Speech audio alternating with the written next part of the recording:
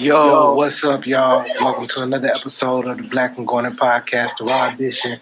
It's your boy TJ, and as always, I'm LG. Hey, look, y'all, we got a big game coming up this week against Georgia. Hate them Bulldogs. But before we get into that, LG, what's up with the news and updates, man? Man, finally got some news on Luke Doty. They're saying if a situation permits, they may enter him in the game.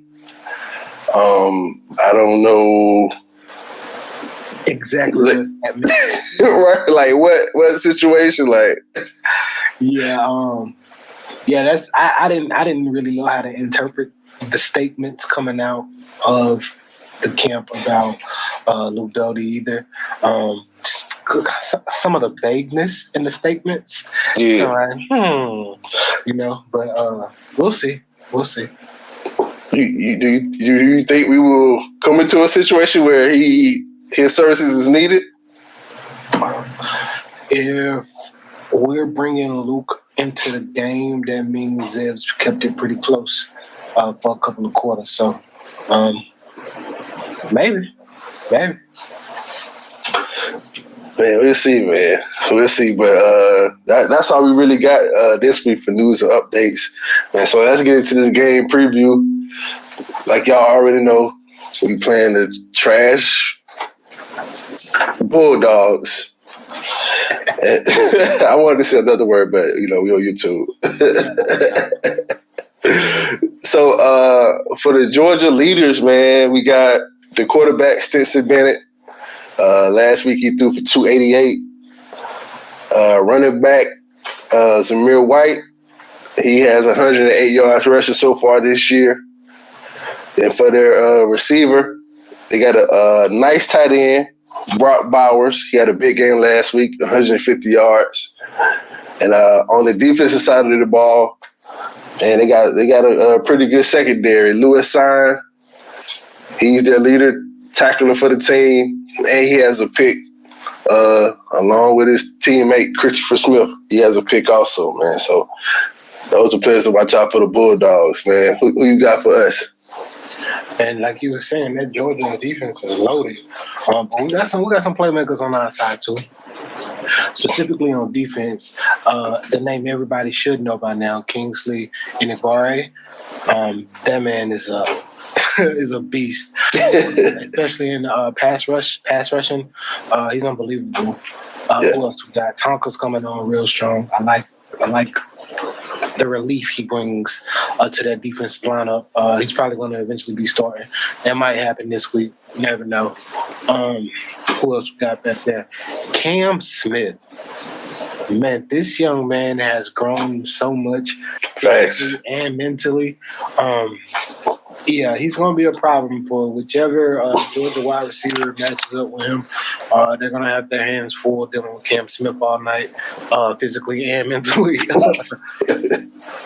And then on the offensive side, we got a couple of weapons, especially in the running back category.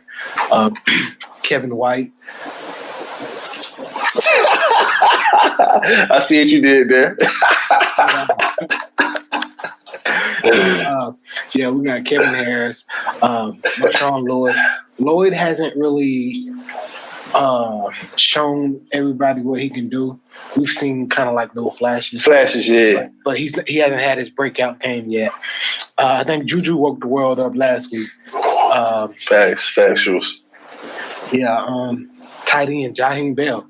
I want every Gamecock fan around the world to remember that name. Once he starts being utilized, you're not gonna forget his name. I think I got everybody I wanted to talk about. Word, man. So, what's your overall thoughts of the matchup? You think we got a chance? On paper, it looks like David versus Goliath. You know what I mean? Georgia has the number one defense in the country, if I'm not mistaken. Currently, South Carolina is ranked top 5, but the level of competition is a little bit different. Yeah. So we're really going to see how South Carolina matches up with the bigger programs as far as traditional wins after this weekend, because Georgia held Clemson to 3 points. If we score more than 3, does that mean we're better than Clemson this year? I don't know. You tell me that. I don't know. Is that how law football works? I don't know. Man, I definitely agree. This is Beamer's first big test as far as SEC play, and it's on the road. Right. Hostile environment. Athens has always been a tough place to play, especially for us. You know, we got a bunch of Georgia kids on our team. I know they'll be ready and amped up to play versus their home state. And, man, hopefully, honestly, bro, I just hope we cover the spread, honestly. What is the spread? Man, last time I checked, it was 32.5, but I'm not sure if it moved up or down. But let me see. I'm already on this page. Let me go check it out real quick. It's 31.5 now. Oh, we moving on. Yeah, so man, hopefully we just cover the spread. Like, I just want to see a competitive game. I'm not expecting us to win, but hopefully we just keep it close. Honestly, man, we've had so many years where we just get embarrassed by other SEC schools, not named Vanderbilt. Pretty much everybody. I mean, we've had a couple close games here and there, games that were close and then got out of hand late type thing. But for the most part, man, our top 10, top 15 matchups, we've been getting the doors blown off the past 3 or 4 years. It ain't even been close. The Texas A&M and LSU games last year, man. The Georgia game last year. and what I want to see is those teams that played in those games, they were lifeless, man. I want to see the energy. I want to see fight. I don't want to see teams looking like they didn't gave up 5 minutes into the first quarter. Right. I mean, stop giving up 21 points in 10 minutes type thing. I just want to see the boys fight, man, and it looked like a game. Even if we lose, I just want to see them play with some heart. Facts. So, man, let's get into the keys to the victory. What you got? We're definitely going to have to get some turnovers. That Georgia defense is stingy. They're fast and physical. So offense is going to have that work cut out for them. So the one thing that the defense can do to try to help the offense out is get us some turnovers and plus territory and try to control the line of scrimmage. I don't know if Georgia's offensive line wasn't that good or Clemson's defensive line was extremely good as far as why they couldn't get the running game going against Clemson. So I feel like if we can win some of our battles across the line of scrimmage, then we got a chance. Do you think our O-line is going to be able to push Georgia? Not around, because you really don't really push too many SEC lines around, but like get enough of a push to establish our running game. Yeah, I'm just gonna be honest, man. The running game has been disappointing so far.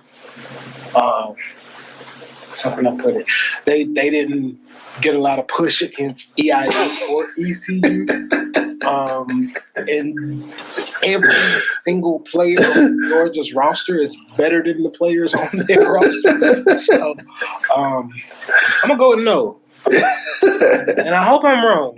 I hope I'm going with no, but facts. Yeah, hey, I can't say I disagree. Man, for my keys to victory, first, time of possession, man. Like, long as we shrink the game, like keep the possessions minimal, I think we got a chance to, like, long as we keep it within 7, within the fourth quarter, I think we got a chance. And for the time of possession, like, our run game got to be right. Either our run game got to be right or our quick strike game got to be right. One of the two. Definitely. And if you put Dakereon Joyner in at Wildcat and let him run the ball and we lose 5 yards, I've lost all faith in this offensive coordinator already. Because everybody in the building knows that's coming, man. You gotta let it go. At least throw it. Like, you don't have to be a Hail Mary. It could be a check.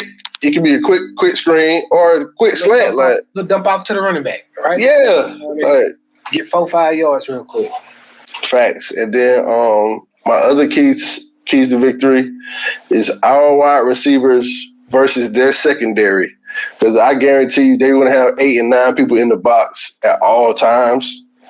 So it's going to be up to our wide receivers to win their one-on-one matchups, man. It's simple and plain. Definitely. Got a keys to victory. So what's your battle of the week? What's that battle for? Battle of the week kind of ties in with my keys to victory. Our O-line versus their D-line. Can we just not stop them, because them boys is good, right, but minimize their impact somewhat. Right. Definitely, guy. And my battle of the week is the exact opposite. How is our D-line going to perform against an SEC level offensive line? They look good against EIU and ECU. Yeah. Everybody on UGA's offensive line has 100 pounds on anything they've seen thus far. So I'm just interested in how that matchup goes, because they look good on paper. They're top 5 in the country right now. So I just want to see how they match up. It's gonna be some good battles on that line of scrimmage. I guarantee you that, man. Guarantee you that. All right, man. Over under. So over under 2.5 sacks for our defense.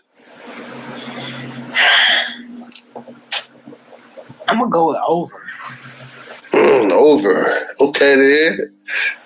But I like the way them linebackers been firing off and just coming free sometimes. So Brad Johnson, shout out to Brad. Yeah, I really like the linebackers and the pressure they're getting. So I'm gonna go with the over. You going to over, man? Man, seeing how good Clemson defense did. Like, I'm not saying we're Clemson defense, but our front 7 can kind of compare to theirs. I'm gonna go with get 3. I'm gonna go with get 3. We get 3 sacks. Gotcha. So you going with the over too? Yeah, I'm going with the over. I'm going with the over. Okay. What's next? Over under 1 unsportsmanlike conduct penalty. For us, I'm going with it. At least we're gonna cover. We're gonna cover it. I know there's one individual that's probably gonna give away, and I'm okay with that. Let's back it up. It reminds me of another guy that was just like that. Yeah, I'm okay with that. So yeah, I'm gonna go with the over on that. I'm going with the over. Man, bro, we just had like 2 or 3 of these in each of the first 2 games. I gotta believe, like, Shane said in his press conference, we've been drilling into these boys like, no, don't do that all week, and they still did it versus ECU. So I'm pretty sure they're going to be drilling them again to not do it versus UGA, man. But this is a heated rivalry. I'm gonna go with the over 2. I can see the over, man. Definitely. Takeaways. What you got? Takeaways.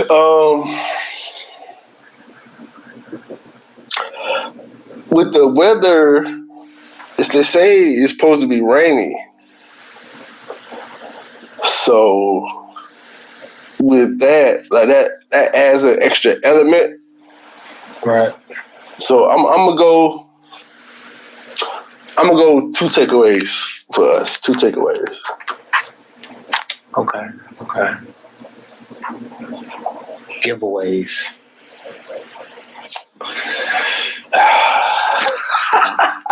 Man, this may sound bad, but I could see Zeb doing 2 or 3 interceptions. Against that defense, man, never mind. I'm gonna go with the over on the giveaways. Definitely see probably more than 2. Yeah. Just because of the rain factor for one. So that's gonna make the passing game kind of sloppy anyway. And then the boys be hitting and it's gonna be wet.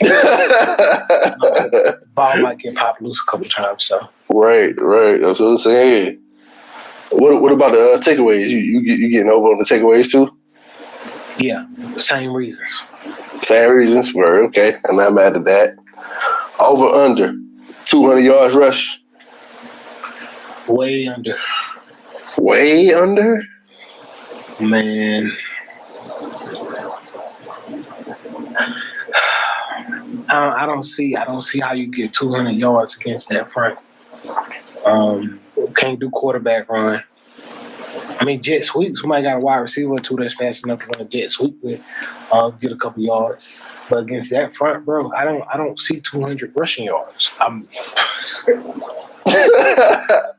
And I'm just being honest, bro. I say if we don't get over 200, we don't win that game.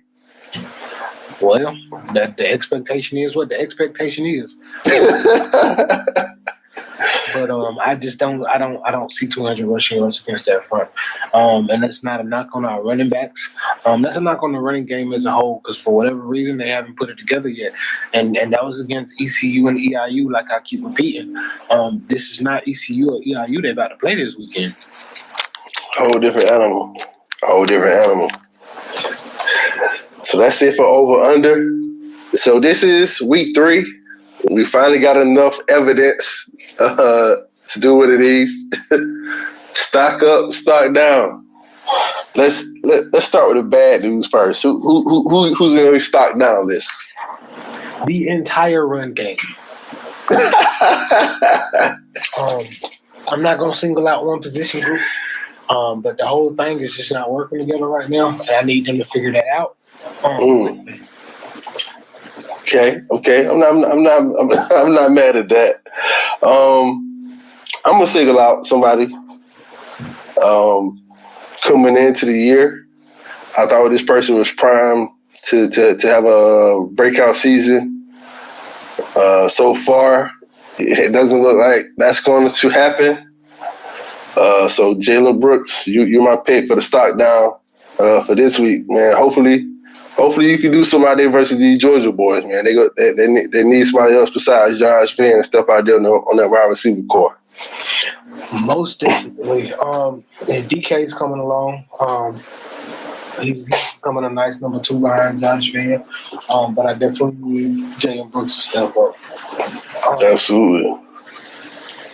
Stock up.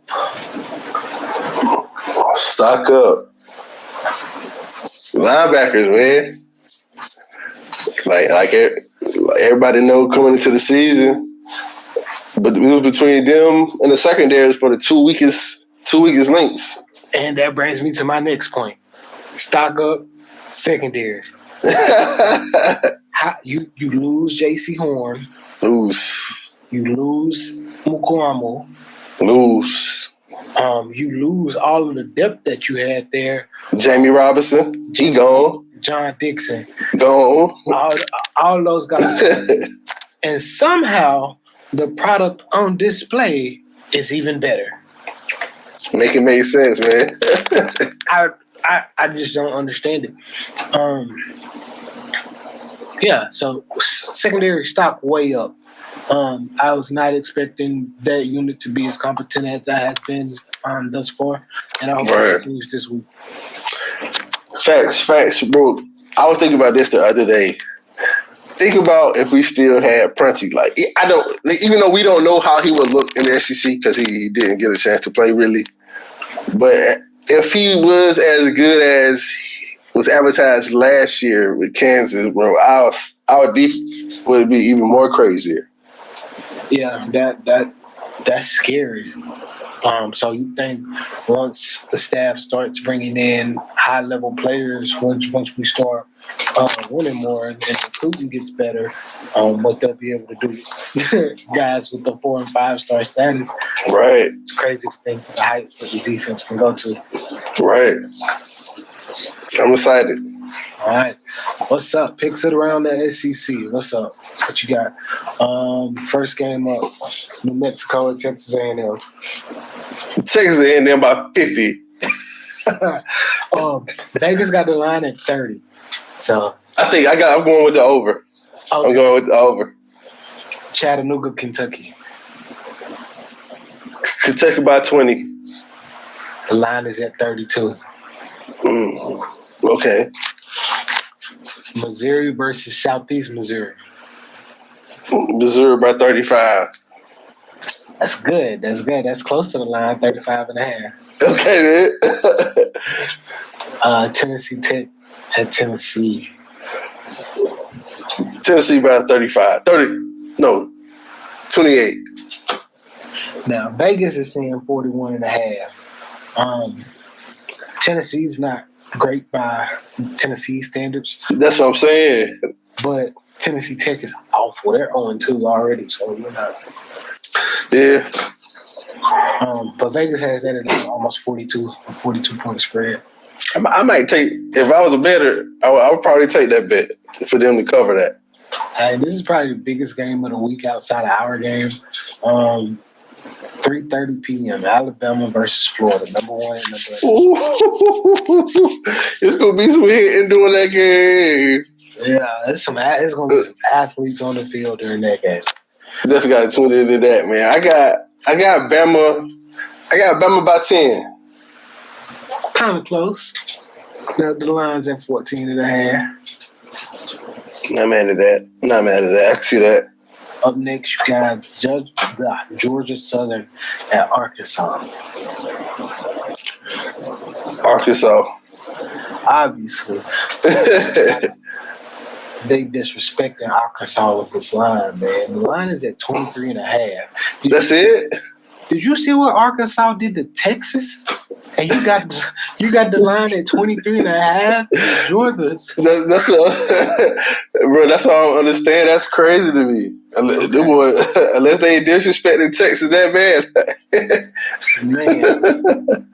Okay. Mississippi State at Memphis. I haven't seen Memphis. Normally they be having some sneaky players on Memphis, so I can't really. Now Memphis is 2-0 so far. I don't know who they played, but they're 2-0. Right, yeah. Normally Memphis have an okay squad. Of course I'm going with the SEC team. I say 7 by 7. Vegas has the line at 3. They got that as a pick'em? Wow. Another big game. Auburn, Penn State. I want to see how Auburn does during this game. This game right here is going to tell me a lot about their staff as a whole. Of course, y'all know they got Mike Bobo and Darren Mason as coordinators. I want to see how they look versus Penn State defense. Yeah, definitely. Are they playing in Penn State or? Yeah, that's at Penn State. What time they play? 7:30. They play with us. I can't watch it. All right. LSU Central Michigan. LSU better win. What do you think the line is at? What's Central Michigan record? 1-1.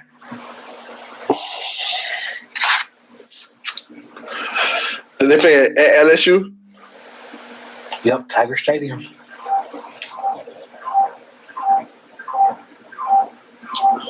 LSU by 17.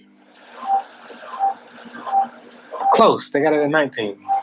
Oh, okay. Ole Miss and Tulane. Ole Miss by 28. They got it 14. Okay, I guess Tulane got a good defense. One thing Ole Miss gonna do is score that rock. Right. Vandy and Stanford. Stanford at Vandy. Stanford in the blowout. The line is at 12.5. That's it. I guess they saying Stanford ain't as good as they've been being, and they traveling from the West Coast to freaking Tennessee, bro. Man, Vanderbilt is booty. They're gonna have more fans than Vanderbilt too. So. That's definitely a possibility. Definitely a possibility. That's all the SEC games for this week. Not too bad. Got a couple bangers and a couple of Yeah. How about 3 good games, 4 good games, maybe? Yep. All right.